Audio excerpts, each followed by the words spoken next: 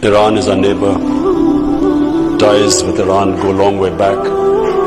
Saudi Arabia has been one of our closest friends. The reason for this trip, that we do not want a conflict between Saudi Arabia and Iran. We recognize that it's a complex issue. We recognize that. But we feel that this can be resolved through dialogue. But what should never happen is a war between Saudi Arabia and Iran, because this will not just affect this whole region. Our two brotherly countries will be affected, but this will cause poverty in the world. Oil prices will go up. Countries which should be spending money on their human beings will end up spending money on buying expensive oil. So it will create poverty. So not just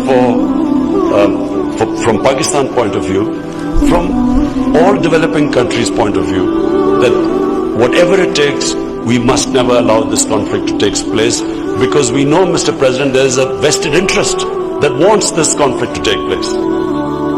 This trip, and inshallah the trip when I go to Saudi Arabia on Tuesday, I want to stress, is purely a Pakistan initiative.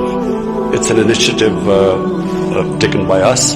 We haven't been asked by anyone to do this. It is our initiative, and I repeat, because it is imperative that we do not allow a conflict to take place, because, and I again repeat, there's a vested interest that wants this to happen. And so I've been very encouraged.